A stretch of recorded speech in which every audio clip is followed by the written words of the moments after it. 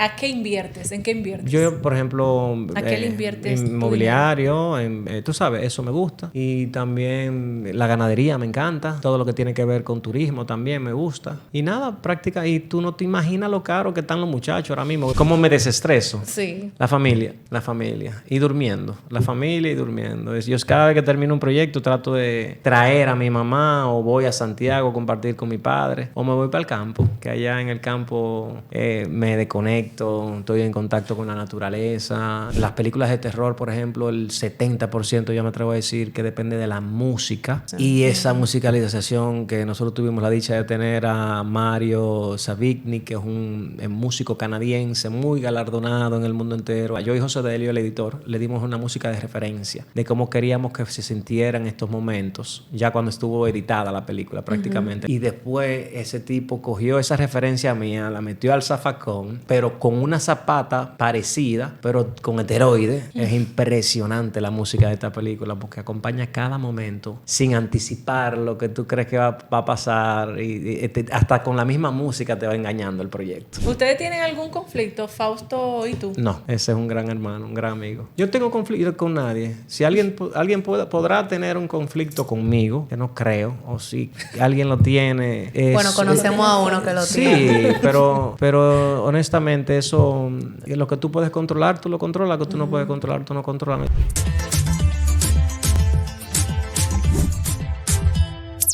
Hola, bienvenidos al Cuartico. Hoy tenemos el lujo, el honor de tener a un actor dominicano.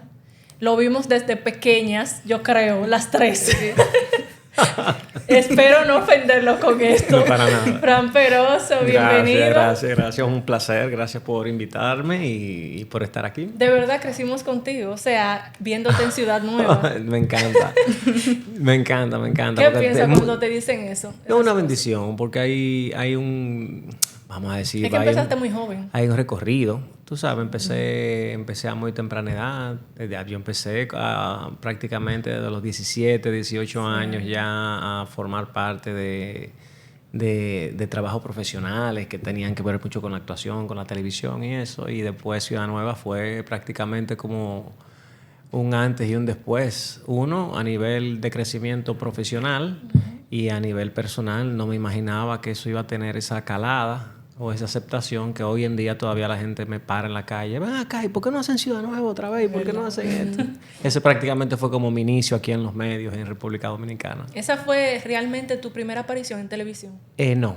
Antes de eso yo había hecho una serie que se llamaba La Momia con Nirán Venus, pero con Alfonso Rodríguez hice esta serie que se llamaba En la Olla con Héctor Sierra. Y después hice Trío en Altamar, Hemky Madera, Carolina Félix y yo, también de Grandes Series Dominicanas. Y después de ahí entonces viene Ciudad Nueva, después paralelo con Ciudad Nueva yo hacía asistencia de producción en Los Electrolocos y después fui subiendo y calando en la misma hasta que terminé casi dirigiéndolo con Bernardita García.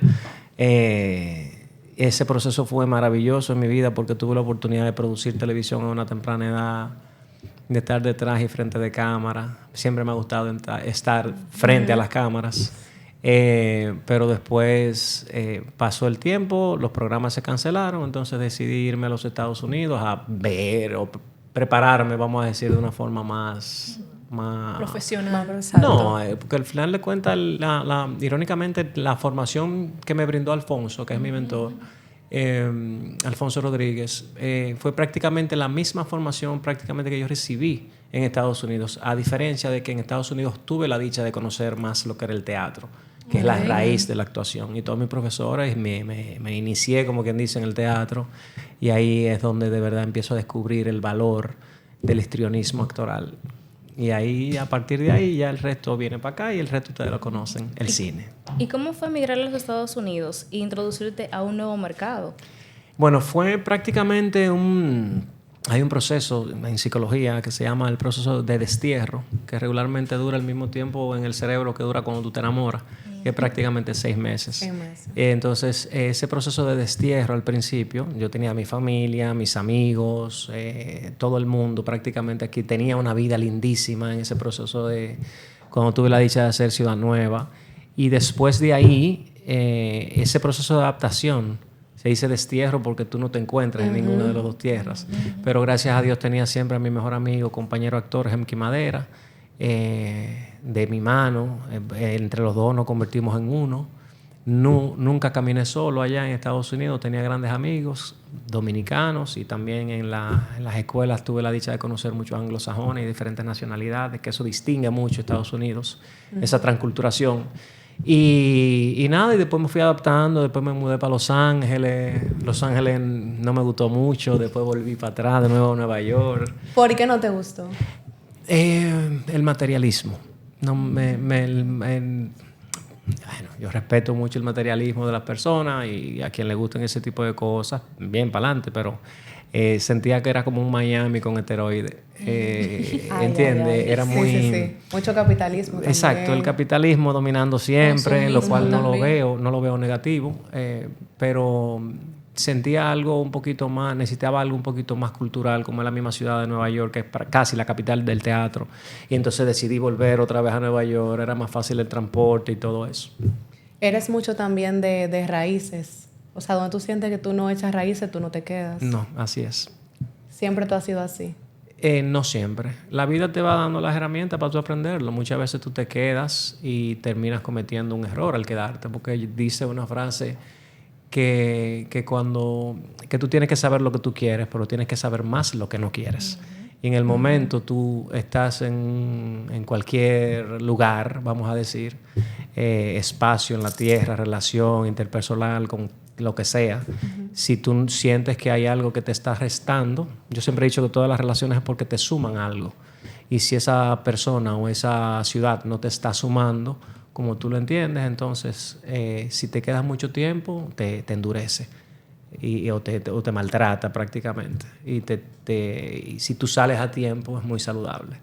Entonces es por eso que con el tiempo tú has aprendido a salir a tiempo de algunas cosas. Y a decir que no también. Sí, es algo que estoy trabajando. Tú sabes que todos los problemas que yo me he metido en mi vida... O no sabes decir que no. No, es un tema que lo trabajaba mucho con mi terapista. Decía, tú tienes que ser un poquito más asertivo. Y si yo miro hacia atrás, todos los problemas que yo me he metido en mi vida, en todo, es por el simple hecho de no saber decir que no. No saber, no saber, no es no saberlo. Es saber decir que no. ¿Entiendes? Porque muchas veces... Quizás no tener el valor de decir que no. No tiene no mucho... atreverte. No, tiene que ver mucho más con un tema de empatía. Tiene que ver un poquito más con un tema de agradar, con un tema de... Porque a ti no te gustaría que te digan que no, tú no decías que no. Prácticamente. Pero muchas veces es... ¿Tú le dirías a tu jefe que no? No. Es que yo soy igual que tú. Yo soy igual que tú. Por eso yo te digo que no. Porque yo soy igual que tú y es por agradar. Es muchas veces por agradar o tu Sí, responsabilidad. Muchas entiendo. veces es por... que tú sientes. Por ejemplo, hay personas que son dadas y hay personas que consumen de uno, que son, como dicen en inglés, los givers y los takers. Yo me considero un giver. Me gusta dar más. El placer en mi vida es mucho más a través del altruismo. Es decir, yo me siento más yo dando que al dar recibo. ¿Entendiste? Yo decía en estos días que a mí me gusta ayudar, pero que no me gusta que me ayuden. Eso está muy mal también. Sí. Ya es otro tema. Es otro tema. Porque yo estaba discutiendo con unos amigos ahora en el preámbulo de la Bienal de Artes y me estaban hablando de un colectivo. Y digo yo, pero qué palabra tan, vamos a decir, la quieren clasificar en el arte, un colectivo, que es muy bonita, porque es una especie de una unión entre dos artistas o varios tratando de desarrollar una obra. Digo yo, pero es que no existe una pieza en el mundo que no sea colectiva, aunque la haya hecho Da Vinci. No existe un trabajo en las artes, no existe un trabajo en nada que no haya sido colectivo. Es decir, estamos sentados aquí, pero ¿quién hizo este micrófono? Exacto. ¿Quién lo conectó? ¿Quién hizo esta mesa? Puso el aire? ¿Quién puso el aire? ¿Quién puso la luz? ¿Tú entiendes? Siempre, ¿quién hizo la Canva? ¿Quién hizo...? Tú sabes. Hasta un monólogo, pero hay muchísimos técnicos detrás. Siempre. Y entonces yo entiendo que el arte en general, o casi cualquier trabajo, vendría siendo colectivo. Se me olvidó cuál era el inicio de eso. Pero seguimos. Lo de pedir ayuda, lo que ella dijo. Sí. Por ahí nos fuimos, lo de saber decir que no. Y desarrollamos lo otro. Exacto. Mira, Frank, hablando un poquito de tu infancia, eres oriundo del Cibao. Ajá. ¿Cómo fue esa infancia? Maravillosa. ¿Cómo fueron esos inicios, ese encuentro con el arte? Dijiste un poquito algo, un intro ahorita, pero para que lo desarrolle un poquito más. Sí, mira, mi infancia fue, creo, maravillosa porque fue una infancia fue citadina y fue campesina. Y ahí tuve la oportunidad de conocer esos dos universos. Y todavía mi vida sigue regida en base a esa norma. Mi niñez maravillosa por el hecho de los amigos y los padres que tengo, que todavía conservo. Ambos padres y todos mis amigos de infancia, todavía sí tengo amigos que tienen la edad mía, siendo amigos míos, mis grandes amigos. Y es producto de esa bella infancia que fue muy inocente, fue muy noble, fue muy, vamos a decir, tú tenías una libertad impresionante, no existían las computadoras, no existían los teléfonos, tú lo que tenías era que salir, tal vez aparecía un Nintendo por ahí, tú jugabas y yo, suelten ese Nintendo, vengan para la calle, a jugar belluga, chata, lo que sea. El escondite. Sí. Allá en Santiago le decían la secondía. Me pregunto por qué. La secondía, en vez de la escondida. No, porque unían todo. Sí, exacto. Pero no en Santiago, el dominicano tiende en su dialecto trata de comprimir. Me comentaba un lingüista. Bueno, nada, mi infancia fue maravillosa. Gracias a mi madre tuve la oportunidad de conocer las artes, porque ella es pintora y escultora. Fue una de las fundadoras de Casa de Arte en Santiago. Cuando pequeño, creo que es el 14 de abril, que es el Día Internacional de las Artes Plásticas, se reunían grandes pintores, bajaban pintores de Santo Domingo a Santiago, subían pintores de Santo Domingo a Santiago. Y yo recuerdo pequeño viendo a Ramón Oviedo en la casa pintando, haciendo una paella, otro grupo de artistas. Y todavía se conservan en la familia algunos de esos murales. Entonces mami cogía un lienzo gigante y entonces lo dividían en cuadritos y hacían esos colectivos de arte en mi casa.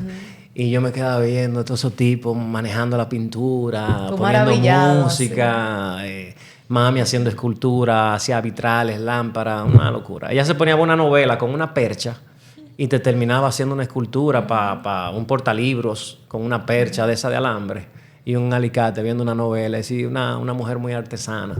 Entonces ahí tuve la dicha y a través de mi padre, el doctor Luis Augusto Peroso Alonso, un maestro en la ginecología, es un ángel en mi vida también, donde me enseñó vamos a decir, el tema de el orden, los principios, la integridad, cómo tú debes de formarte en la sociedad, cómo te debes de integrar, hasta de finanzas, de todo. Prácticamente fue un balance entre artistas y vamos a decir, estabilidad científica.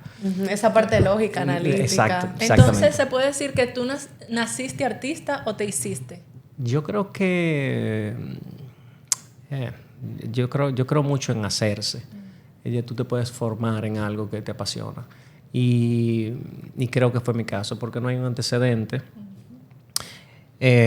aparte de mi madre, en mi familia completa, que tuviese que ver con lo que yo hago, con el cine o la actuación. Y yo pinto, eso lo heredé de mi madre, pero no es algo que creo que no se nace. Yo creo que tú te formas en base a esas necesidades que van naciendo. Uno sí viene con un chip adentro, en base a los intereses. Lo que quieres. Tú sabes lo que tú quieres, que viene siendo tu alma o tu conciencia, tu espíritu. Ya tú empiezas a sentir inclinaciones desde pequeño por algunas cosas y a través de la orientación de tus padres o de profesionales o de quien sea, tú ya vas desarrollándolo o dejas que se atrofia y te conviertes en otra cosa que no querías ser. ¿Y qué dijeron tus padres cuando le dijiste que querías ser actor? Ellos se apoyaron. Prácticamente al principio les dio mucho miedo porque imagínate en Santiago, no, en el teatro, yo estaba empezando a estudiar medicina, prácticamente... Fue un cambio muy drástico. No, si tú lo ves en aquel momento, sí. Hoy en día no, hoy en día ya existe la carrera del actor cinematográfico, existía en aquel momento. Pero nada, no era lo mismo que ha venido, como ha evolucionado prácticamente mi profesión a través de los años. Y yo recuerdo que sí, que al principio fue un poquito, pasa con... ¿Ustedes son madres? No, ok. ninguno. Bueno, y mi hijo de 20 años me pasa lo mismo. Tú siempre quieres, no es un tema de sobreprotección, pero tú siempre quieres lo mejor para ellos. Y no es que tú le estás diseñando el camino, porque al final de cuentas eso sería un error. Tú tienes que dejar que ellos tomen sus propias decisiones en cierto momento. Y efectivamente, yo me recuerdo como ahora sentado en mi habitación, papi me decía, búscate un trabajo que te guste y tú más nunca vas a tener que trabajar. Tenía ese letrero enfrente de la casa, pero yo estaba estudiando medicina y no la sentía. Como que no tenía la vocación, ¿tú entiendes? Como que no tenía... esos exámenes y tú, ay, exacto. Dios mío, ¿cómo es que lo voy a enterar? Exacto, ¿cómo que lo voy a enterar? Entonces, cuando yo recuerdo que mi papá me decía eso, como tú tiene que estar asociado a alguna pasión. Dice, ¿qué te gusta? ¿Qué te gusta de verdad? Entonces yo me fui a la habitación y me quedé viendo y yo dije, no, un bar no, un restaurante no, porque me gusta la comida. Y fui analizando, duré horas, hasta digo, a mí me encanta mucho el cine. Y digo yo, ¿pero qué yo haría en el cine? Haría un cine. Hiciera un cine como estructura y hiciera distribución, no. Hiciera... Todo empieza con el no. Exacto. Con lo que no. Exacto. Y yo fuera editor, yo fuera director de cine, no sé, yo fuera productor. Camarógrafo. Pero en sexto curso, la profesora Gisela, la recuerdo, nos puso a mí y a uno de mis mejores amigos en el curso, José Eugenio, a hacer una tarea. No la hicimos en la tarde. Y teníamos una exposición al otro día que teníamos que llevar algo de teatro. Y cuando no nos pudimos juntar en la tarde por un compromiso de familias y eso, y digo yo, venga, vamos a improvisar. Yo recuerdo que yo me puse los pantalones por aquí, me puse la media por encima del pantalón, me peiné para el lado en el baño, le cogí los lentes a la profesora y entramos y empezamos a improvisar en el curso. Y todo el mundo se paró al final y aplaudió y muerto de la risa. Y creo que por eso, ese contacto, vamos a decir, del público y una payasada que yo había hecho. Entonces, cuando dije, ¿qué yo haría del cine? Dice, caramba, la actuación. Y entonces empecé paralelamente a estudiar medicina, pero siempre leyéndome algo de actuación, teatro. El maestro, que en paz descanse, Iván García, me orientó muchísimo. Bismarck Victoria también en Santiago, un gran arquitecto, me orientó y me prestaba sus libros. Hasta que me empantaloné y dije, bueno, voy a hacer la actuación. Nirán Venus, que fue mi primer profesor también en Santiago. Y ahí nació esa pasión por la actuación. Y en la escuela fue comedia, o sea, interpretaste hice algo cómico. Exacto. Qué loco, entonces ahora la mayoría de películas que produces, que correcto. diriges, Correcto. son comedia. Sí. ¿Cómo se da todo eso de entrar a Caribbean Cinemas? ¿Y por qué comedias? Mira, esa es otra historia. Es decir, yo tengo la dicha de conocer a don Robert Carrady desde hace muchísimos años, desde que llegué de Estados Unidos hacia acá. Sumaya Cordero, que es otro ángel en mi vida, vamos a decir, yo tengo años, 20, 30, desde que llegué, más de 20 años conociendo a Sumaya. Y desde que se inicia el cine, que no existía ni siquiera la ley de cine, que se empiezan a hacer películas, La maldición del padre Cardona, Viajeros y ese tipo de películas, ellos fueron monitoreando y dicen, mira, por aquí puede haber un mercado. Y como tenían una empresa cinematográfica, prácticamente me apadrinaron, me brindaron la dicha, me regalaron prácticamente una carrera como director. Y la comedia es prácticamente de los pocos géneros que permite que vaya toda la familia al cine. ¿Entiendes? Y entonces, que une la familia. Que une completamente a la familia. La comedia hace eso. El drama regularmente no. O el cine, exacto, el cine de autor, o por ejemplo las películas de acción segmentan un poco el público, y nosotros queríamos que nuestro cine llegara a más personas, que tú pudieras hacer prácticamente un círculo completo con lo que vendría siendo ese regalo que nos ha brindado la ley de cine, y tú poder regalárselo a más dominicanos. No segmentar, como tú dices, a solamente un grupo por mayoría de edad o por interés cultural, vamos a llamar. Y efectivamente es el género por excelencia a nivel mundial. Seguiré haciéndolas porque me encanta. Pero ahora tengo tuve la dicha de hacer una película de terror. Por y primera vez. Baño de suspenso. mujeres. Por Exacto. primera vez diriges terror y también actúas. Exactamente, qué locura, ¿eh? ¿Cómo se hace esas dos cosas? ¿Cómo? Porque tú has visto, no sé si tú has visto el meme, que tú te pones en una posición y tú dices, hola, y el otro dice... Sí. ¿Cómo se hace No, eso? no. Es así, pero un ching más complicado. No, Ok. prácticamente. Tan fácil. No, es un baile, es un vals. Esto del cine, donde tú, como lo que hablaba del colectivo, donde una cosa prácticamente depende de la otra, y la otra depende de esa, y la otra depende, se convierte como una bola de nieve. Y si no tuviese un equipo maravilloso que me venía acompañando desde hace varios años, que ya me conoce tanto como actor, es decir, frente de las cámaras y detrás de las cámaras, pero influyó mucho el factor tiempo. El tiempo que yo pude diseñar con mi asistente director de dirección, Alesia Ceravalle, un abrazo, Alesia, que pudo diseñar en el plan de rodaje que yo pudiese tener el tiempo cuando estaba actuando, primero darle prioridad a los planos de mis actores. Sí. Y yo diciéndole a la línea, pero viéndolo atrás de cámara. Y yo le decía, ok, vamos de nuevo, ahí mimito, vamos de nuevo, ok.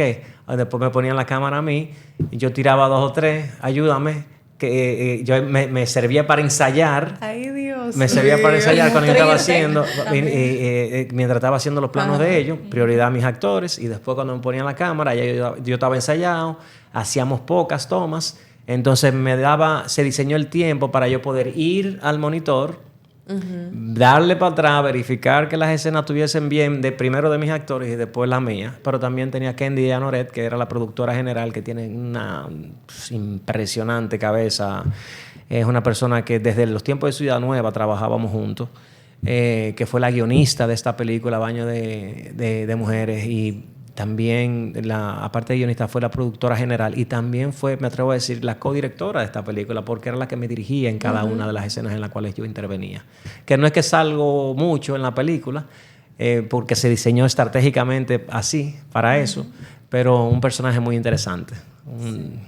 Una persona muy trastornada. Y está centrado en las mujeres, la película. Está No, centrado. está centrado prácticamente, te voy a hacer un resumen, es un viaje entre un grupo de amigas al interior, donde en un momento se llegan a un parador y empiezan a pasar cosas paranormales que van desarrollando una historia que va mezclando los dos géneros, el terror, el suspenso, y después con un buen mensaje social que tiene que ver con la trata de mujeres, personas y personas. de niñas y de personas no solamente en República Dominicana, sino en toda Latinoamérica.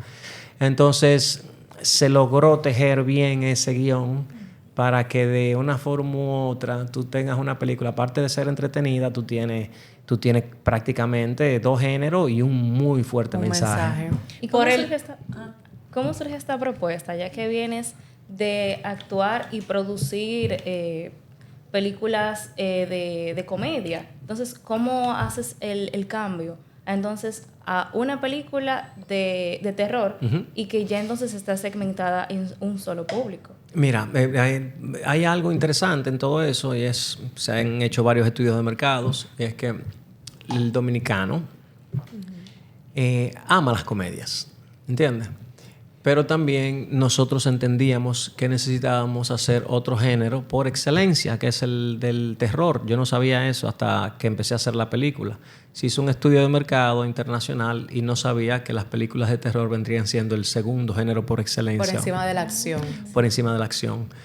No sabía que a la gente le gustaba tanto las películas de terror o suspenso. Le gusta asustarse a la gente. Y le gusta asustarse a la gente. Sustos que dan gusto. Claro. Yo creo que por lo prohibido, ¿no? Sí. Y entonces, estratégicamente, ese era el negocio, vamos a llamar, porque no deja de ser un negocio. 2, brindarle a la audiencia algo completamente diferente, porque la gente dice que no, que nada más es comedia. Sí, se van a seguir haciendo comedia, ¿entiendes? Porque son las que prácticamente apoyan, claro. ¿entiendes? Pero también se están haciendo irónicamente más dramas que comedias en República Dominicana y nadie sabe eso, pero nadie las ve. ¿Tú entiendes? Entonces, nada, al final de cuentas, lo que hace diferente, para responder tu pregunta, lo que hace un poco diferente a nivel vamos a decir, como director, es la apuesta. Es decir, la comedia lleva un ritmo que lo marcan mucho los actores, ¿entiendes? Que el pa, el chiste, pa. Como el punchline. Exacto, el es. punchline cuando lo dan, va asociado con el guión, pero regularmente cuando te toca trabajar, por ejemplo, con Raymond y Miguel, que he tenido la dicha de hacer mi carrera como director con ellos dos, es impresionante cuando ellos juegan y cómo se compenetran. Y ese ping-pong es divertido, pero también te ayuda a la misma apuesta que sea como un poquito más ágil, vamos a decir, la comedia. El terror, el suspenso, no. Lleva muchos movimientos lentos, es mucho más calmado y es engañar por completo a la audiencia. Entonces eso es como hacer el opuesto. Y me gustan los riesgos, vamos a decir. O tomar riesgo, porque ahí es donde está el crecimiento. Y el suspenso es de muchos planos lentos y engañar a la audiencia, como te decía, de una forma que cuando la audiencia es muy inteligente, cree que por ahí es que le van a dar... Que no sea evidente. Que exacto, por otro lado. es por ahí que le van a dar el susto. Y no Y te por sale acá, por aquí exacto. atrás. ¿Tú entiendes? Entonces, eso prácticamente se diseña. Hay mucha intervención de efectos especiales digitales, pero también mecánicos. Tuvimos robóticos, tuvimos las películas de terror, por ejemplo, el 70%, yo me atrevo a decir, que depende de la música. De la musicalización. Y esa musicalización que nosotros tuvimos la dicha de tener a Mario Savigny, que es un músico canadiense muy galardonado en el mundo entero, ha recibido premios y galardones por muchas series que ha hecho de Netflix y películas a nivel mundial. Y tener la dicha de haberlo conseguido y que nos acompañara en este proyecto, de verdad, cuando tú ves la película, yo le di una música, yo y José Delio, el editor, le dimos una música de referencia de cómo queríamos que se sintiera en estos momentos, ya cuando estuvo editada la película prácticamente, el director's cut, la edición mía. Y después ese tipo cogió esa referencia mía, la metió al zafacón, pero con una zapata parecida, pero con esteroides. Es impresionante la música de esta película porque acompaña cada momento sin anticipar lo que tú crees que va a pasar y hasta con la misma música te va engañando el proyecto. Qué chulo. Y te entretiene muchísimo. Es una película que yo creo que va a abrir un mercado en el género aquí en República Dominicana. Se han hecho varios intentos. Tenemos Andrea. el clásico Andrea, Andrea, que, claro. que ahora uno lo ve Inolvidable. y uno se queda, pero en serio, exacto, pero en ese momento eso era... Yo la vi no de dormía. día, yo la vi de día. Yo no dormí cuando yo vi esa Verla de película. noche. Yo diría, no. Es verdad. Mira, y esa, yo soy muy miedosa y me dio miedo. El tráiler me dio miedo. No, menos. Hay 3 perfiles extranjeros. Es por el tema de la película. No, bueno, te explico. Nosotros, ¿Hay una boricua? Sí, está ¿Una la mexicana? Burbu, está Judy Rodríguez, una de las primeras actrices en República Dominicana, una gran actriz de las tablas, una gran amiga y una gran actriz de cine, Pepe Sierra, pero está la Burbu, que es una figura muy importante en Puerto Rico. La película también estrena en Puerto Rico, también va a estrenar en México. Posiblemente, no sabemos todavía la fecha, pero se están haciendo las negociaciones. Y está Altair Jarabo de México, que es una gran actriz muy reconocida a través de los años por sus novelas y sus series. Y ese prácticamente es la parte del cuerpo actoral femenino, más un gran descubrimiento y la dicha que tuvimos de tener a Lusitania. Lusitania es una actriz egresada de la UAS, estudiando teatro. No ha terminado todavía. Hicimos una audición a nivel nacional, más de 400 personas audicionaron y ella fue la elegida para interpretar prácticamente el personaje principal de la historia. Wow. Cosa que nunca habíamos hecho. Casi siempre que tú haces una audición, yo duré en Estados Unidos siendo extra 3 años, tú sabes, antes de conseguir un one-liner, un proceso. Sí. Entonces, ya desde tu primera película tener un protagónico es una responsabilidad muy Pocas grande. veces. Pero lo que pasa es que es un súper talentazo que descubrimos, ¿tú entiendes? Y eso me llena de muchísimo orgullo que Caribbean Cinemas haya ayudado a regalarle prácticamente esta profesión a esta niña sin ni siquiera haberse graduado y darle esa gran oportunidad. Y sí, es algo que funciona, no solamente en República Dominicana, no lo inventamos nosotros. Siempre hay que poner actores que acompañen a esos, vamos a decir, influencers o figurantes, porque no deja de ser una buena estrategia mercadológica para que el proyecto se vea. Ajá. Entonces son ellas 4, tú. Está y- Pepe Sierra, que te mencionaba, Altair, está La Burbu, está Judy, un servidor, está Nico, está Mario Lebrón, está Sandra Berrocal, está Lusitania. ¿No como te está mencioné. Marta González? en Marta esa? González, Estos están son los sí, secundarios. también tiene un personaje muy chulo, el de Marta, que sorprende. Está Brea Frank. Ah, mira, y Amelia lo rechazó ¿A quién? ese papel. ¿Es verdad? Amelia Alcántara, sí. Ese fue el que Amelia rechazó. Ella lo Ah, mira, rechazó. pero yo no sabía eso. Sí, o sea, porque tenía No. como poco diálogo. No, en realidad ella no lo rechazó, ella se le presentó algo laboral, tengo entendido. Creo que fue así. No sé, ustedes saben más que yo. Bueno, ella había dicho que... Ella Como que que lo tenía dijo, Veo como como un veneno que ella viene tiene una por ahí. fuente. Veo como un veneno, no. Mira, no. Frank, ¿y cómo se manejan? Tú diriges, pero también actúas.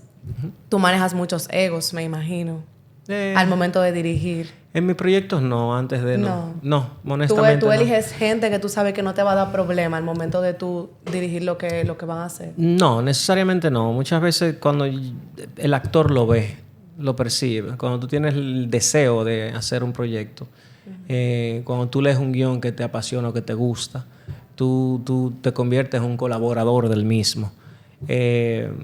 Pero gracias a Dios hemos formado un equipo y un grupo maravilloso de seres humanos donde yo prácticamente en el equipo siempre hemos puesto como el optimismo, es decir, no me traigas un problema, tráeme la solución.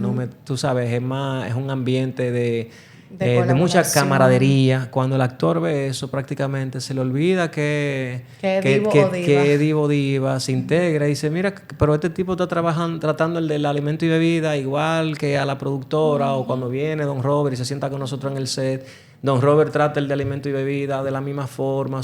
Sí, hay una familiaridad, es una familia prácticamente. Y cuando los actores o las grandes figuras notan eso, dicen, ok, yo no voy a hacer la piedra en el zapato de nadie. Y siempre se arma como una especie de armonía en mis rodajes, gracias a Dios, que eso es también estratégicamente sí. diseñado. Ujú. ¿Cuánto tiempo duró el rodaje de esta película y cuándo ya saldrá para el público? La película se filmó en 4 semanas, casi 5 porque hay algunas de preproducción. Editándola, terminamos recientemente. A medida que estaban promocionando, yo tenía que salir a la promoción, pero también Para verificar que el editar. sonido estaba bien, la colorización y todo eso. Pero sí, prácticamente un año. Casi es prácticamente lo que toma un proceso cinematográfico de principio a fin, desde la conceptualización del guión hasta la visualización con la audiencia, que va a ser el día 2 de octubre. 2 de octubre. Eso es ahorita. Eso ahí mismo Sí. ya. ¿Qué tanto descanso hay en ese proceso? Ninguno. ¿Qué tanto? Yo te iba a preguntar porque yo te veo fresco como una lechuga. Gracias, mi ¿Qué amor. truco tú usas No. para en ese proceso tú verte tan bien? Porque No, mira, está fuerte. lo que pasa es en ese proceso yo recuerdo que yo tuve días que dormí 3 horas. Muchas veces cuando ya mi asistente de dirección o el equipo o la productora me veía muy agotado, ¿entiendes? Teníamos que terminar el día. Se terminaba el día, pero siempre con la disciplina de tratar de dormir mis 8 horas mínimo. Si cuando yo estoy filmando me tengo que levantar a las 5 de la mañana, 4 de la mañana, y yo tengo por seguro que tengo que dormir 9 horas. Y a las 8 ya yo estoy como la gallina, encaramado en mi palo, y ya yo estoy yéndome a dormir. Y prácticamente es lo único que me permite tener la fuerza o la energía durante el rodaje, porque es muy drenante. Y nada, y ahora estoy así porque estoy promocionando y estoy con 3 mujeres lindísimas. Ay, Tenía que gracias. venir decente, ¿tú no crees? O sea que esto tuvo muchos exteriores, esta película, Sí, tuvo y se muchos hizo de exteriores. madrugada. Se hizo mucho de noche, se filmó mucho de día, se truqueó de día que se pareciese noche, para también no maltratar mucho los actores. Porque un actor cansado no te trabaja igual, incluyéndome. Entiende que la estaba dirigiendo el proyecto, pero sí, al final de cuentas se filmó en exterior. Quiero agradecer enormemente a la Fuerza Aérea Dominicana por habernos abierto sus puertas. Incluso ustedes van a ver un parador en la película, que es donde está el baño de mujeres, como el nombre. Y en ese parador prácticamente nosotros lo hicimos por completo. Era un edificio que ellos tenían abandonado, nosotros pasamos, dijimos, mira, nosotros podemos... Está buena esa y locación. dice el comandante que andaba con nosotros, dice, pero en serio. No, es de verdad. Y yo mismo, como director, yo decía, pero lo tiene o no lo tiene, pero gracias a la magistral, el magistral diseño de producción de Giselle Madera, que es una gran amiga y también una leona, ella me decía, Panchi, estate tranquilo, tú estás viendo esa vaina así de barata, no te preocupes. Yo te voy a mandar esta noche o mañana, te voy a mandar una propuesta, una proyección de lo que yo te voy a hacer. Y yo miraba a la productora, pero va a llegar el dinero. Tú sabes que tenemos que hacer puertas robóticas que abran solo. Sí. Tenemos que hacer fuego. Tenemos que hacer... Tú sabes, había muchos efectos especiales. Y yo le decía, Giselle, eso es un cacarón. ¿Tú entiendes? Es una construcción, una obra gris. Dice, confía. Impresionante el resultado. Ustedes lo verán en la pantalla. Y se logró. ¿Cómo te desestresas luego de tantos días de rodaje y pérdida de sueño? ¿Cómo me desestreso? Sí. La familia. Y durmiendo. La familia y durmiendo. Yo cada vez que termino un proyecto trato de traer a mi mamá o voy a Santiago a compartir con mi padre o me voy para el campo, que allá en el campo me desconecto, estoy en contacto con la naturaleza y prácticamente tú vuelves y aclimatas tu ciclo natural, vamos a decir, porque es muy interrumpido. Tú vives de día, tú vives como los vampiros. Duerme de día y trabaja de noche, ¿tú entiendes? Y eso prácticamente, ¿cómo se dice? Tu ciclo, el circadiano, ¿es que se llama? El sleep schedule. Ajá, ese mismo. Se te maltrata bastante, pero nada, todo se estabiliza otra vez con buena alimentación y buen sueño. Fran, después de probarte en comedia, ahora recientemente en acción con A Tiro Limpio, que también se estrenó. Locura, drama, teatro, terror, no, de teatro. todo. Dice ¿No teatro. quisieras independizarte con una productora propia? Yo tengo una productora propia, ya he hecho 2 películas. Marco Films, que hizo Quien Manda. Esa fue mi primera producción, coproducida con Larimar Films, que éramos 2 productoras. Marco, por mi hijo, que se llama Marco. Y después produje Más que el agua, que fue una película muy galardonada en festivales y eso. Claro. Entonces tuve una comedia muy exitosa y un drama muy exitoso. Ahora vamos a ver, hay otras cositas por ahí, pero honestamente me siento muy cómodo con mi familia de Caribbean Cinemas. También trabajo muy de la mano con Bow Group. Prácticamente cuando tenga el tiempo, vamos a decir más adelante, si hay algo que estoy escribiendo, pero será con ese mismo grupo de personas que me acompañan en cada proyecto. Porque siempre son, casi siempre en todos mis proyectos, es como tú, como mi papá que es médico, por ejemplo. Él no cambia un anestesiólogo en cada operación, ¿tú entiendes? Cuando tú te sientes cómodo con una persona trabajando, regularmente tú repites con esa persona. Pero más adelante yo creo que voy a quiero producir otro proyecto, pero no tengo el hambre ahora. No tengo ni la necesidad ni el hambre de hacerlo. Y la confianza que te da también y sí, la libertad que te dan. Claro, me dan mucha libertad donde estoy trabajando en ambas empresas, me dan mucha libertad creativa y eso me siento en familia, honestamente. Sí, hablaste del dinero que se podía ir como en un escenario de la película. ¿Cuál ha sido la película más costosa que has dirigido? Esos números no los domino porque regularmente cuando tú estás dirigiendo, recuérdate que hay vamos a decir... Una pirámide. Bueno, sí. Hay vamos a decir, una escalera. En esa escalera, el productor ejecutivo vendría siendo el que consigue el dinero. Después viene el productor general del proyecto, que vendría siendo cuando el jefe del proyecto es el que consigue al director, el que consigue al guionista, el que consigue el editor, el que consigue todo. Es el que orquesta. El que arma el muñeco. El que arma el muñeco completo. Ese es el jefe. Cuando se gana un Oscar a Mejor Película, no sube el director. Lo invitan. Pero no, cuando se gana una película, un Oscar, en el último premio que dan de la noche, quienes suben son los productores, el productor ejecutivo y el productor general. Ni siquiera el productor de línea, que es el que maneja el dinero. Oh, wow. En la producción de línea, que es prácticamente quien va manejando conjunto con un grupo de contables los gastos y en conjunto con el productor general. Y a mí me dan la libertad. Yo pido Y dice, no, Panchi, no te podemos dar ese carro que explote. No está, y no puede haber lluvia. No, tiene que ser de día en el sol. Ok. Entonces tú te vas adaptando. Él tiene que adaptar entonces tu creatividad a las cosas que son factibles. Y también claro. depende de la ley de cine, ¿no? Claro, la ley de cine es una de las cosas más generosas que nos ha pasado a no solamente los cineastas, sino, quiero que lo sepan, al país. Porque ha dinamizado bastante la economía. Es impresionante como en menos de 15 años ya ha manejado $900 millones. Es una ley muy generosa. Es decir, para que ustedes entiendan, una empresa tiene un margen, una industria de fomento, como lo hizo los gobiernos anteriores y como lo hace que la sigue apoyando, gracias a Dios. Se tiene una proyección de un mínimo de 25 años. ¿Entiendes? Un mínimo de 25 años. Nosotros tenemos 15. Y los números han sido maravillosos. Es decir, estamos muy contentos. Que no es un... Para que ustedes entiendan, no es un dinero que se gana Fran Peroso o el productor o el grupo.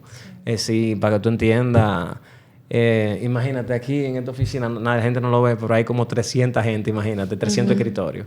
Imagínate darle comida a 500 personas diarias, 3 comidas, darle transporte y todo eso durante un mes y medio. Es decir, nada más en alimentos y bebidas. Moviliza la economía. Claro, si tú tienes que mover cocineros, supermercados, se dinamiza. Y eso aparte de que para mí lo más importante es que enseña nuestra cultura.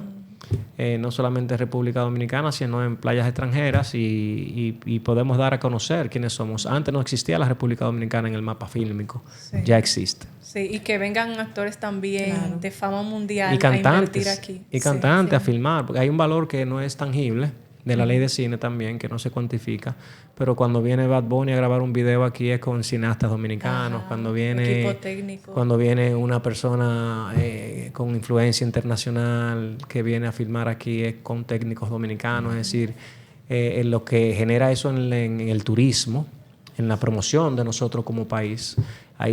Si tú te pones a cuantificar eso en redes sociales, cuánto cuesta un post de Kim Kardashian o cuánto cuesta un post de Bad Bunny, hablando de República Dominicana, hablando del Larimar, por ejemplo. Hay DJ Cali que estaba por ahí. Tú sabes. Ya no sale. Entonces, de aquí. el cine está detrás de todo eso, irónicamente. Wow. Y la gente no lo entiende porque el valor intangible de la ley de cine es algo que la gente no ve porque no se puede cuantificar. No es cuantificable. Al no ser cuantificable, la gente no lo entiende, el valor que puede generar en la hotelería, en la economía de diferentes zonas. Mencionaste los Oscars. ¿Te interesaría someter algún proyecto para ver si te nominan? No sé, no. ¿Cómo funciona? Exacto. Explícanos si te interesaría formar parte. ¿A quién no? Decía, como no, te gustaría sacar la lotería. Hay gente que no, conocemos gente que no. No, hay gente que sí, a mí me encantaría, es una bendición lo que acaba de pasar con nuestra querida Zoe Saldaña, que para mí ahora mismo es la figura más importante del cine latino, me atrevo a decir, aparte de ser dominicana, que nos llena es un regalo para nosotros los dominicanos. Pero lo más importante no es el Oscar, quiero ponerlo claro, no es el Oscar para mí, sino el tener la dicha de trabajar en lo que amo. Tú sabes, tener la dicha de trabajar y de vivir de lo que amo y poder llevar el pan a mi mesa sin que esté envenenado, educar a mi hijo, tú sabes, ayudar con la insulina de mi mamá, tú sabes, eso para mí ese es mi gran premio, pero a quién no le gustaría. Pero sí aquí hay alguien de la academia, Luis Arambilet, que selecciona los mejores proyectos de República Dominicana, lo envían a la Academia de Cinematografía en Estados Unidos, se evalúan esos proyectos, entonces se definen de esas 10 películas que mandaron dominicanas, eligen una.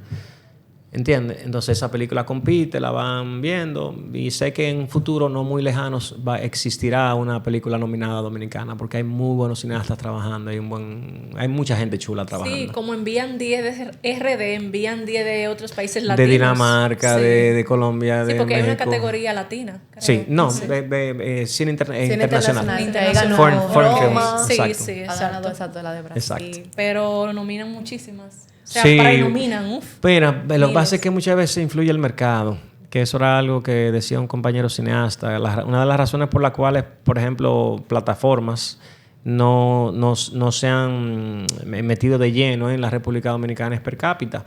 Porque, por ejemplo, lo que les representa a República Dominicana, si fuese cuantificable, no el de la... Si fuese cuantificable el de la diáspora, el que está en Alaska, el que está en Estados Unidos nada más, en la costa este, ahí sí se interesaría. Sí. Pero eso ya pertenece a Estados Unidos.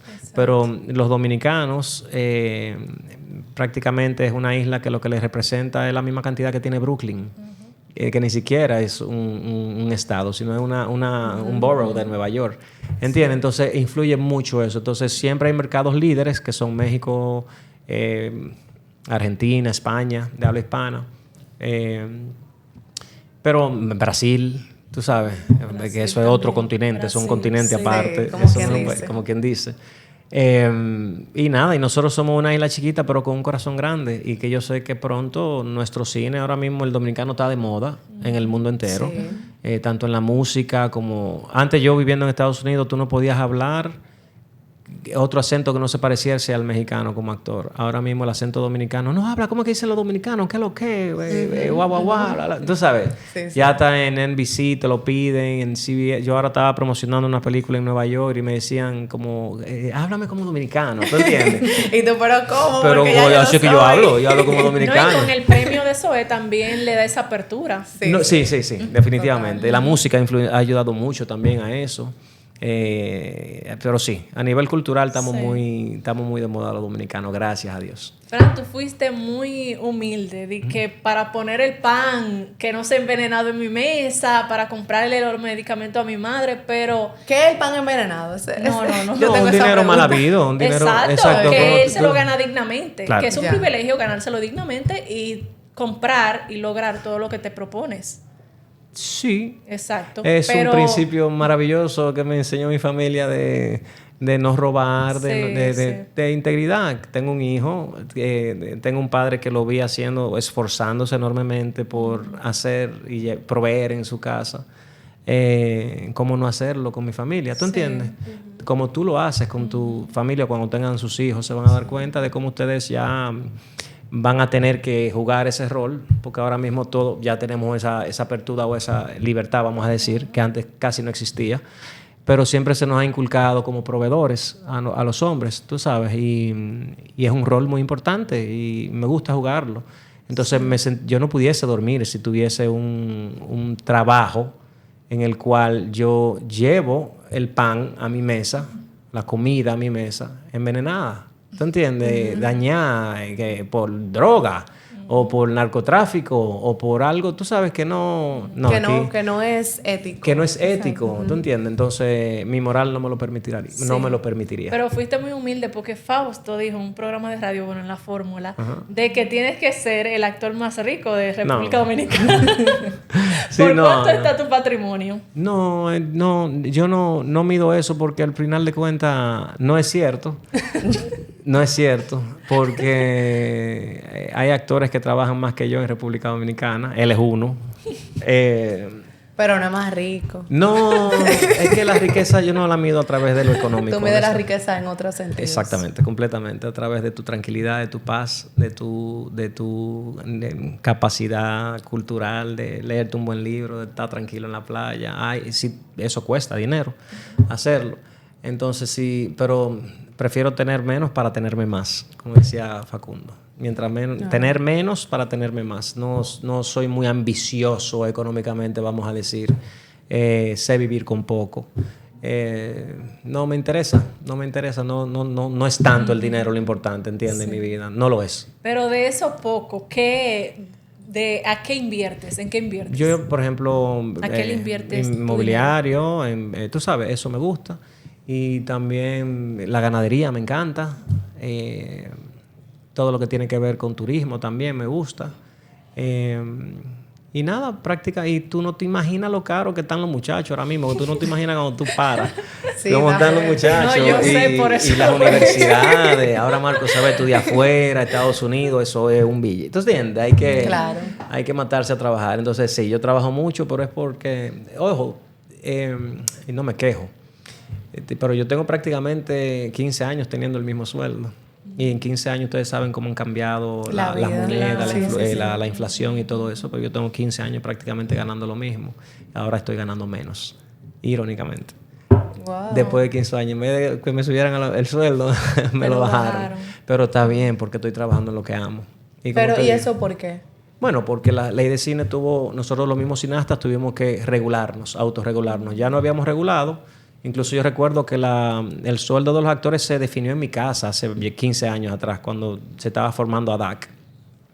A nosotros, a un grupo de actores, nos dieron vamos a decir, la responsabilidad de ver cuál iba a ser esa tabla a través de Cultura y la DG Cine, para ver cuál sería el sueldo que debía de recibir un actor por proyecto. Eso hace 15 años. El límite son 2 millones. No, 2 millones.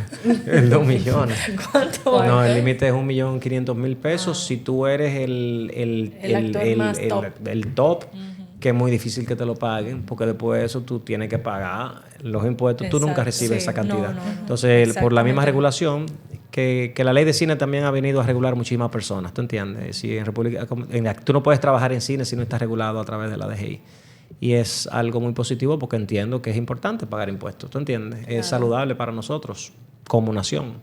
Y nada, al final de cuentas, siento que no es de importancia eso. No le doy mucha importancia a eso. Yo soy rico en otras cosas. ¿Entiendes? ¿Ustedes tienen algún conflicto, Fausto y tú? No. Ese es un gran hermano, un gran amigo. Yo tengo conflicto con nadie. Si alguien podrá tener un conflicto conmigo, que no creo, o si alguien lo tiene. Bueno, conocemos a uno que lo tiene. Sí, pero honestamente eso, que lo que tú puedes controlar, tú lo controlas, lo que tú no puedes controlar, tú no controlas. Yo siempre he dicho que una de las peores cosas del chisme o de los chismes, que a veces la gente lo cree. Y eso es lo peligroso. Entonces, cuando eso pasa, muchas veces se rompen de sorpresa relaciones sólidas y fuertes por malentendidos. ¿Entiendes? Y eso es muy peligroso. Lo que es la calumnia, la difamación, que pasa mucho hoy en día, y eso a mí no me gusta.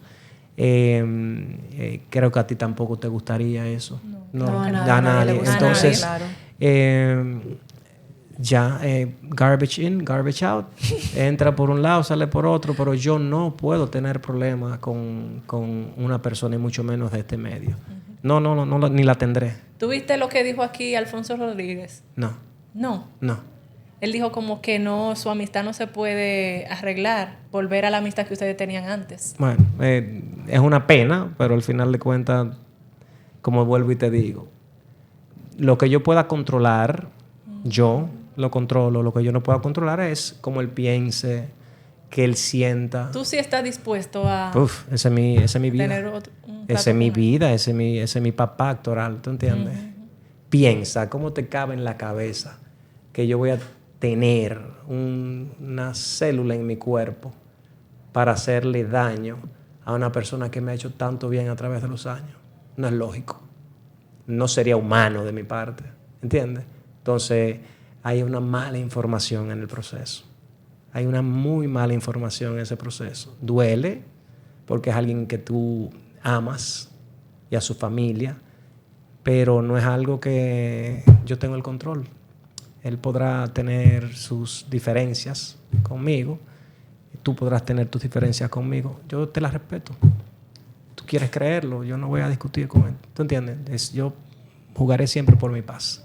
¿Entiendes? Y si tú quieres creer eso, tienes todo el derecho de hacerlo. Pero yo duermo tranquilo, porque sé lo que hice.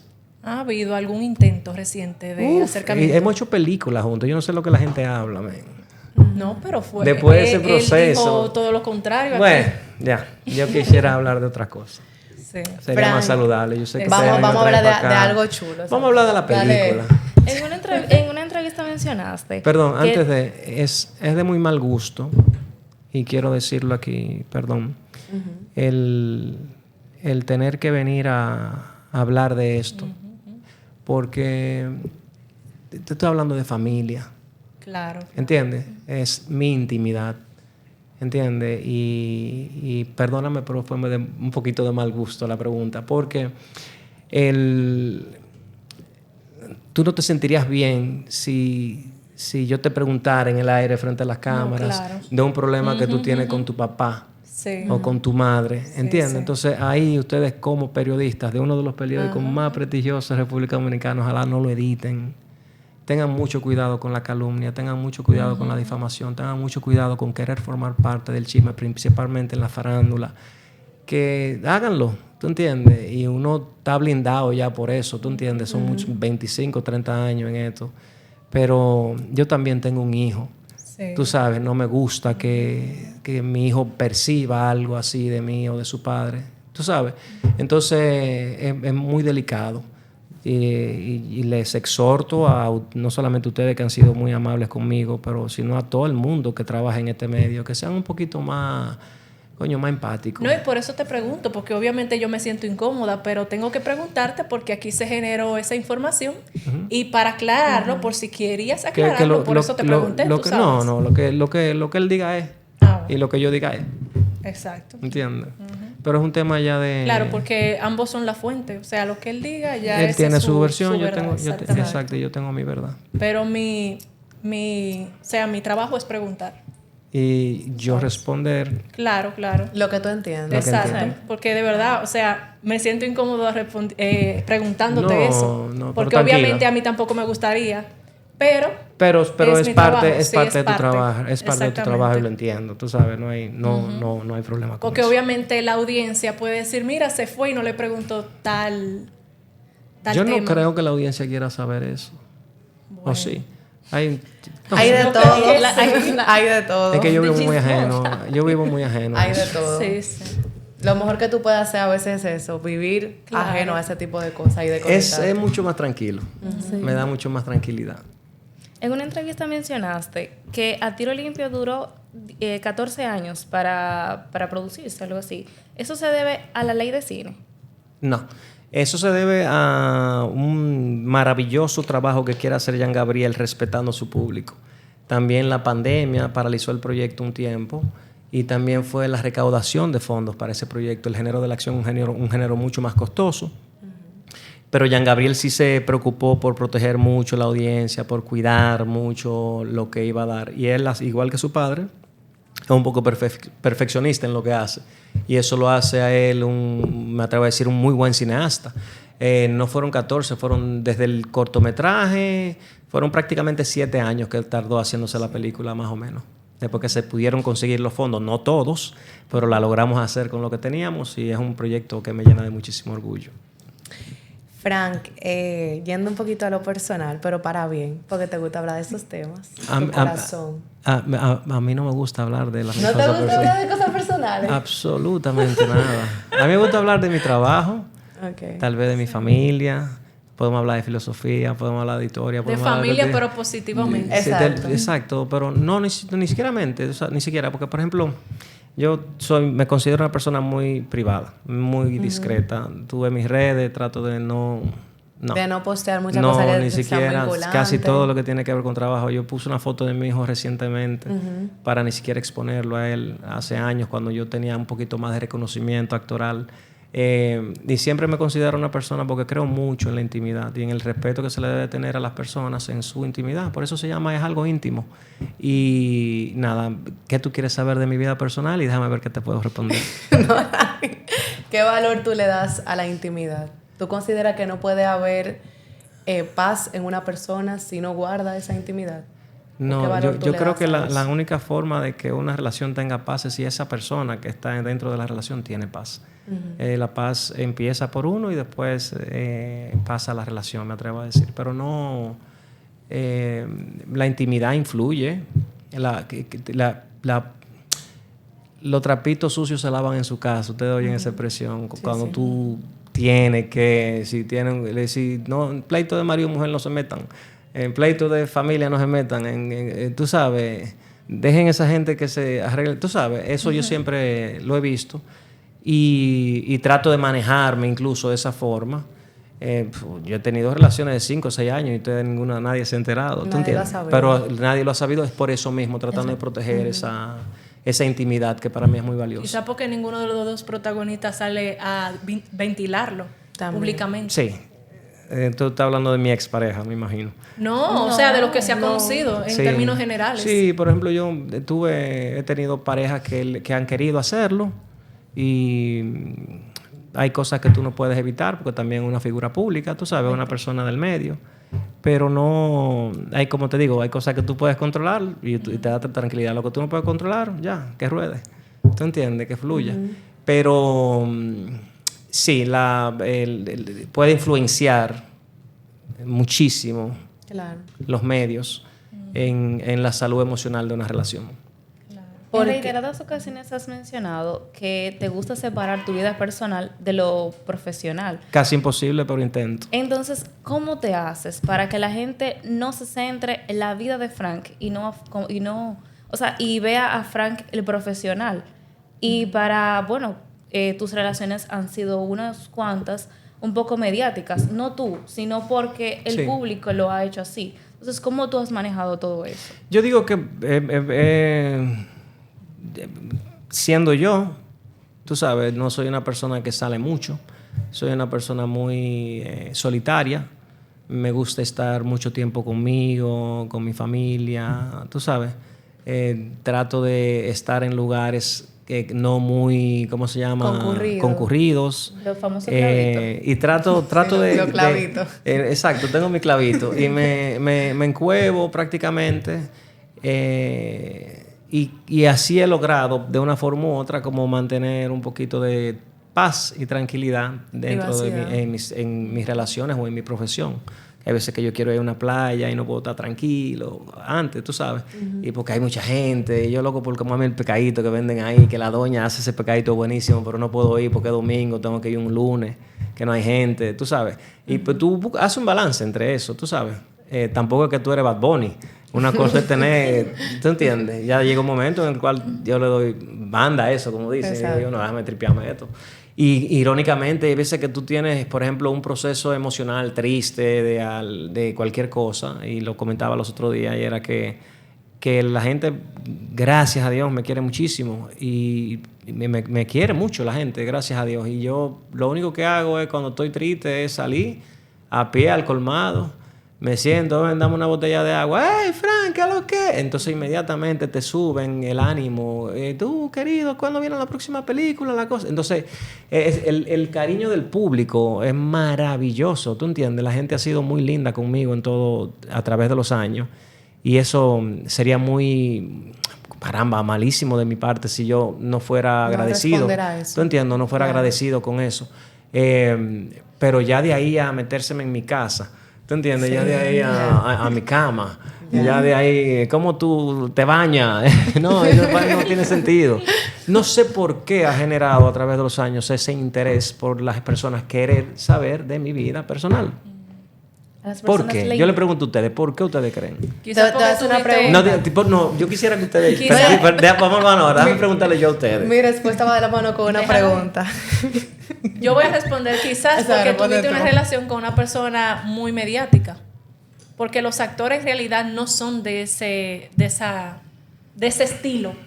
Sí, los actores de Hollywood, tú ves que hacen una película y se esconden y más nunca tú vuelves a saber de ellos. Yo creo que los de aquí también. Sí, hacemos eso regularmente. Porque mientras menos te conocen, más te creen los personajes. Pero ha sido imposible. Y la gente es como fan del personaje. No tanto del actor, sino del personaje. Sí, es cierto. ¿Y en tu caso? Mi respuesta viene con una pregunta. Okay. ¿Tú te consideras un sex symbol? Para nada. No, ok, pues ya. Tú viste cómo me llevando lo que pero no importa. Porque mucha gente te ha entrado en listas. No, porque la gente siempre lo ha considerado así. Exacto, entonces tal vez por ahí viene ese interés. Como, dime. Soltero ¿Cómo un hombre codiciado. se puede considerar de que un sex symbol? Moreno. No, porque una cosa es que tú no te esfuerces para eso y otra cosa es que la gente te perciba yo ni así. siquiera soy metrosexual. ¿No te entiendes? Yo no... agua y jabón. Eso No, es ya. lo mío. Agua y Ese jabón. son rojo, ¿eh? Es que me da muchísima vergüenza, man. Tú no te imaginas lo tímido que soy yo y lo difícil que es hacer entrevistas, man. Ay, padre. No, porque la gente... Ahorita se arma un lío del carajo con esa vaina que yo dije ahorita. ¿Tú verás? No. No va a pasar. Porque Tienes que cuidarme, ya tú hablaste con tu verdad y eso es lo que importa también. Claro. No, pero en las redes sociales eres calificado como uno de los tipos más bellos Mi amor, de República por Dominicana. Dios. Él es humilde. Entonces, eso llama mucho la atención. O sea, cuando tienes una pareja, las personas quieren saber quién es la chica que está con Frank. Puede ser también eso. Sí. Sí, yo creo que es un tema más de morbo. Lo prohibido. Yo quiero preguntarte algo sobre, hablaste de filosofía y en ciertas entrevistas tú también te has expresado de, ¿verdad?, de la filosofía que guía tu vida, el tema de la libertad, de tu proteger tu privacidad. ¿Qué son esas cosas que Frank no negocia para estar tranquilo? ¿Y cuáles cosas tú dirías, bueno, yo podría, por ejemplo, tema laboral? ¿Qué cosas tú le dirías que no porque comprometen tu tranquilidad?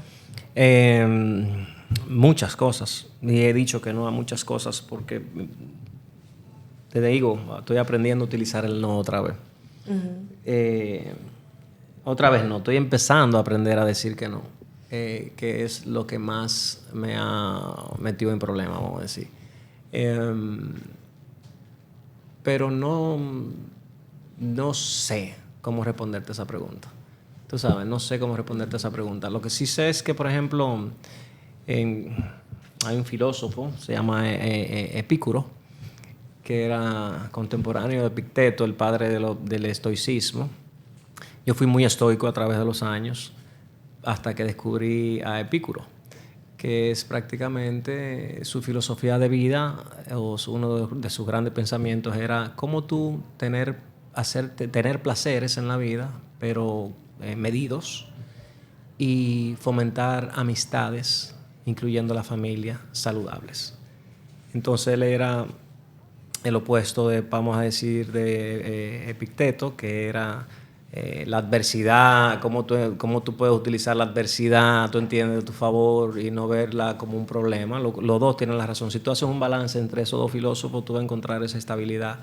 Pero yo creo que profesional no hay pocas cosas que me quiten la paz. Tú sabes, porque tú muchas veces utilizas el personaje del actor para esconderte en él, ¿entiendes? O tratar de alejarte un poquito de lo que tiene que ver con Panchi.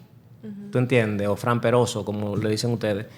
Pero, y tú, el personaje te ayuda muchísimo a tú alejarte un poquito de eso, ¿tú entiendes? Entonces, eso no te quita paz, al contrario, eso es una pasión.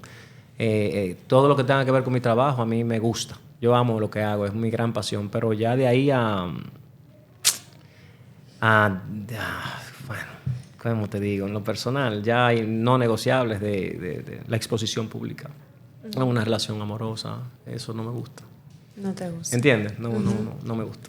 Y hay muchísimas otras cosas, pero que van dentro de mi intimidad, vamos a decir, que lo compartimos después. Dices que eres un poco tímido. Eso, por esa razón es que no que te escondes, pero no le das tanto el frente así a las cámaras, a hacer una entrevista así tan frecuente. Es una de las razones, pero no tiene que ver tanto con la timidez, no tiene que ver tanto con eso, porque cómo tú te subes a un escenario delante de 3,000 personas, claro. Tú entiendes, si eres una persona, pero claro, a través de un ensayo, ¿entiendes?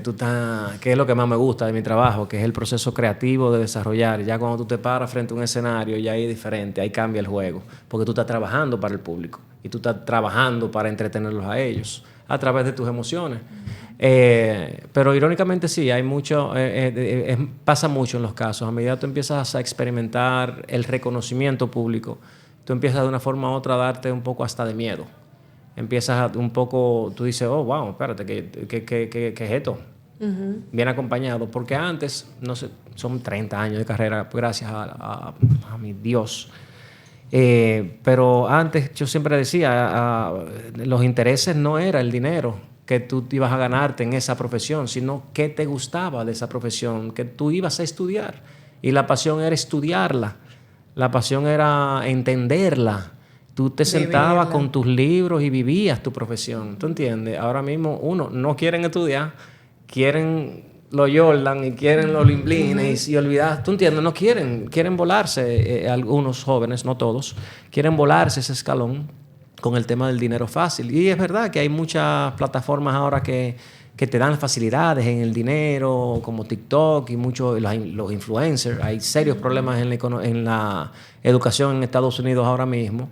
porque los muchachos están saliendo de la universidad. Hay becas que tú no te imaginas en Estados Unidos ahora que la está regalando el gobierno, porque los muchachos quieren ser influencers. Porque ya ven que no tienen que estudiar, sino que con un celular, brincando, bailando, tú sabes. Pueden ganar dinero. Y entiendo que no. Yo entiendo que la vida es... Bueno, cada quien que viva la vida como quiera y no se puede criticar. Pero ni imponerle nada. Tampoco está bien eso. Ni siquiera esta generación. Pero creo que me gustan más los valores... vamos a decir tradicionales, un poquito más conservador, más tradicional, donde tú tienes de verdad que esforzarte y sacrificarte para lograr las cosas, ¿tú entiendes? Porque ahí es donde tú le das el valor a las cosas. ¿Tú entiendes? Pero no hagas nada a fuetazo limpio. Tiene que haber un poquito de placer haciéndolo. Tiene que haber placer haciéndolo. Tiene que haber un equilibrio. Epicurismo. Claro. Tiene que haber un poquito de balance. El yin yang. Pero nada. El Vivan de Pamela Sue. El Vivan de Pamela. Bueno, dijiste que uno de tus hobbies es el tema de... ¿Te gusta el campo, la ganadería? ¿Qué talento oculto, qué otra cosa tú tienes que tú la uses para... que tú lo puedas decir? Para drenar. La pintura. Pero la lectura. Ahora mismo tengo una obsesión con la literatura impresionante, estudiando filosofía, mucha filosofía. También estoy estudiando psicología un poco, pero siempre empírico. No existe para mí la formación académica. Me van a matar con esto que yo voy a decir ahora. Oye, qué loco. Sí, porque acaba de hablar. Sí. No, porque la formación académica es empírica. ¿Entiendes? Bueno, sí. Su nacimiento es empírico. Y el estudiante le dan el libro. Pero el empírico, el que tiene que abrir ese libro y estudiarlo... Como quiera te estás formando. Te estás formando empíricamente, ¿no? Pero no existe la educación, como te hablaba ahorita de los colectivos en el arte, no existe la educación que no sea empírica. Toda la educación en el mundo es empírica. Es decir, todo lo que yo sé es empírico hasta ahora. Y estoy estudiando muchísimas cosas que me apasionaban. Antes no tenía el tiempo por el mismo trabajo o porque estaba estudiando algo vinculado a mi trabajo. Pero ahora tengo un poquito más de tiempo de estudiar filosofía, de estudiar más literatura, no hay tiempo para tú dejar de formarte, ¿tú entiendes? Mientras más uno sabe... Yo siempre he dicho que la inteligencia no es acumulación de información o de cultura. ¿Tú entiendes? La inteligencia es prácticamente la capacidad de resolver problemas. Y también es lo que tú le quieras meter en ella. ¿Tú entiendes? Y lo que le quiero meter hasta que vida tenga son cosas interesantes que a mí me apasionan, que me llenen de crecimiento personal, que me ayuden, herramientas que me puedan ayudar a crecer y ser mejor hombre cada día. Punto. Y el conocimiento nunca está de más. Nunca, eso es maravilla. Eso el conocimiento es gloria. Ahora estás en teatro, Fran. Siempre, la verdad. Siempre he hecho teatro. Tenía 10, 12 años que no hacía teatro aproximadamente. La última obra que produje fue con Félix Germán y Kenny Grullón. Se llamaba Golpe Bajo, hace 12 años. Y ahora tuve la oportunidad de hacer teatro otra vez por un maravilloso guión que me consiguió la gente de Vogue Group, José Ramón Alamaz, de Florian Zeller, que es un escritor francés de mi edad, pero que ha venido a revolucionar lo que es la autoría teatral en el mundo entero. Está considerado uno de los mejores escritores de teatro de la era moderna. Y si ustedes hubiesen tenido la oportunidad de ver esa obra, es impresionante los diálogos y la psicología de esa... No la he visto. ¿Qué género es? Una locura. Volver de nuevo a tener ese contacto con las tablas. Eso volvió a revivir, porque hasta hace poco yo había hecho más teatro que cine. En Estados Unidos hice mucho teatro. Y volver de nuevo después de tantos años... Volver a tener, es como volver a ejercitar ese músculo actoral. Me encantó la experiencia. Creo que vamos a volver a hacer, ya se va a montar otra obra también a final de año. Y el año que viene, es decir, que ya me pincó otra vez la serpiente y el veneno del teatro, que no me gusta el teatro, ¿tú entiendes? Lo amo el teatro, porque ahí está la raíz de la actuación. Y nada, y hacer mucho teatro también. Pero de la verdad no va a haber reposición. Sí, creo que sí, que van a haber más reposiciones. Tengo entendido que sí. Sí.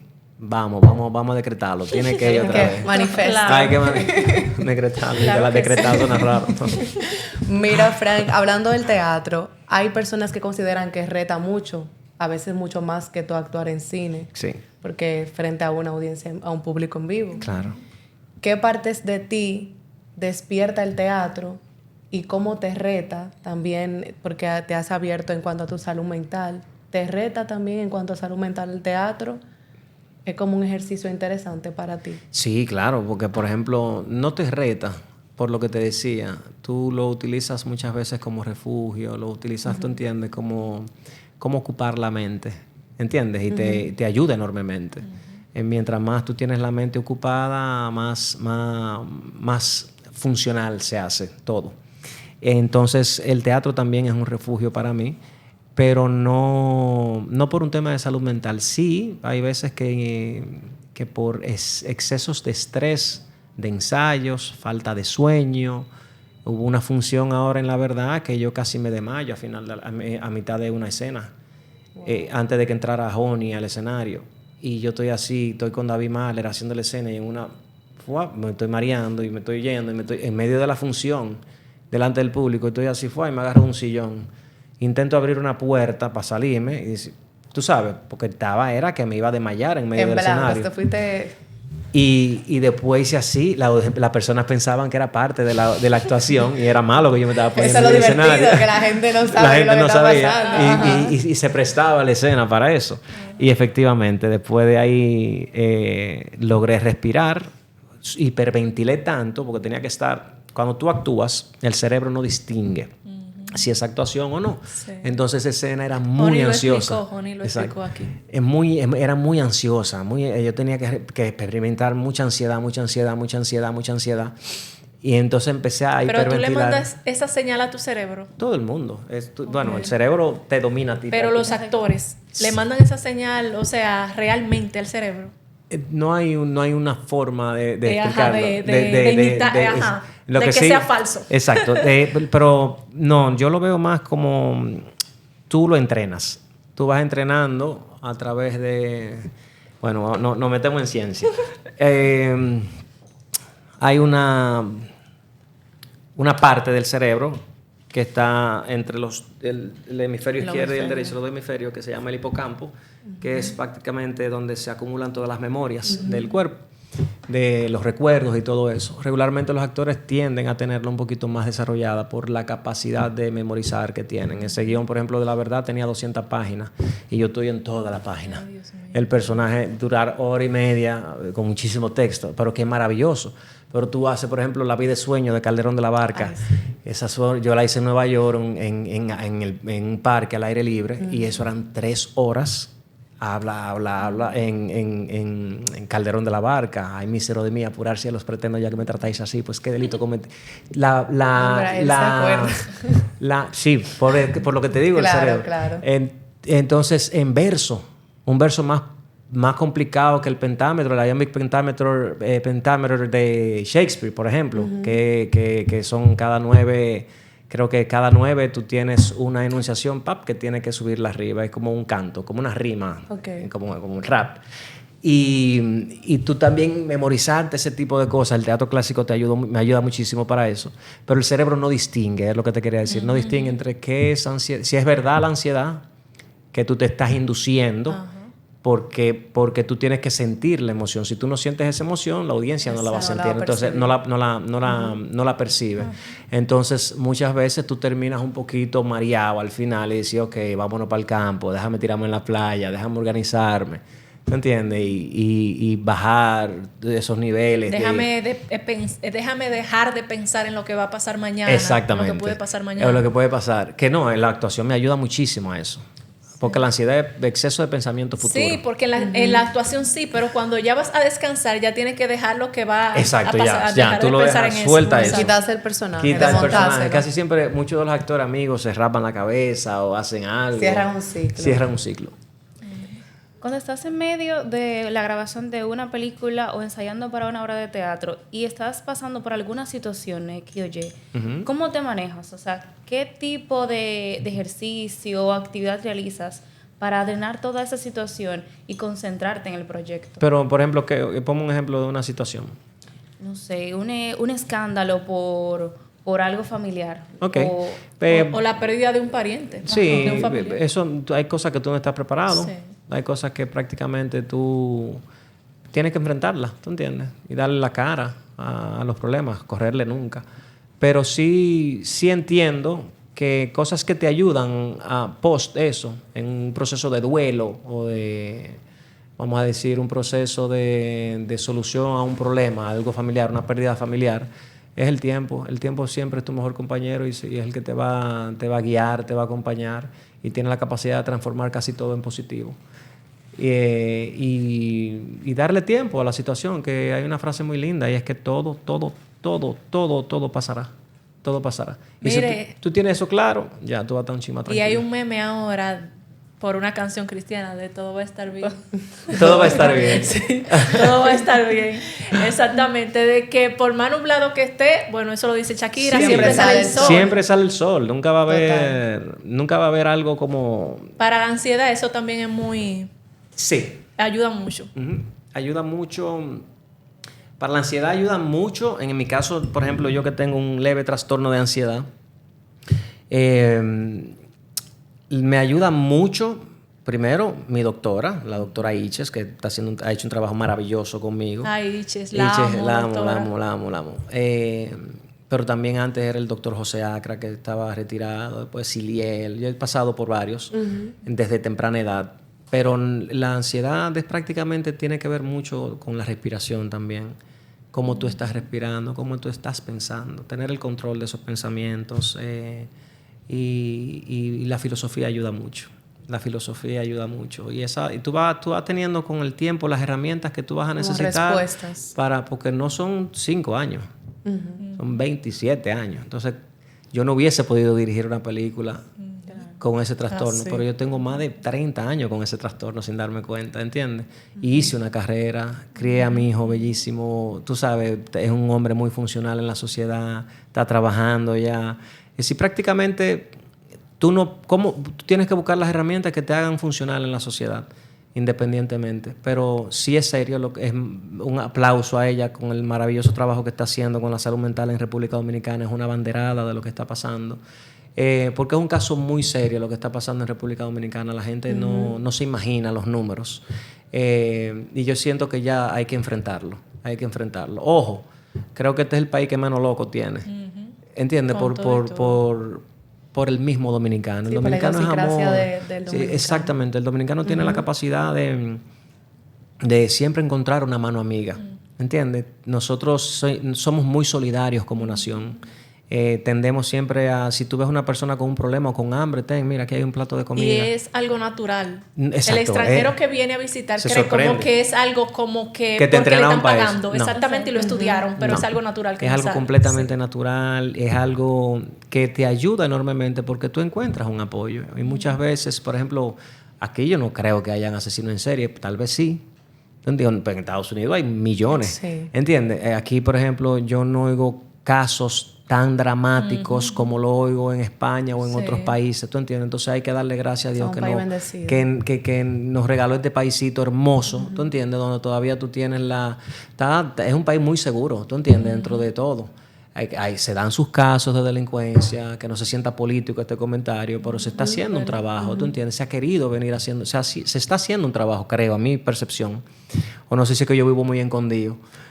Pero sí se está haciendo.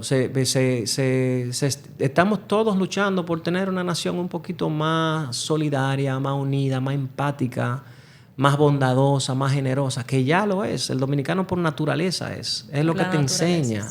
¿Tú entiendes? Es lo que te enseña la dominicanidad. Por eso nadie me va a mover de aquí, de este país. Y por eso lo mejor que tiene este país no es el desierto que tiene, Son no los son las dominicanos. playas, no son las montañas, es la gente. Son los dominicanos. Lo mejor que tiene el país son los dominicanos. El dominicano no le tiembla el pulso para ayudar. Entonces, pero no es suficiente.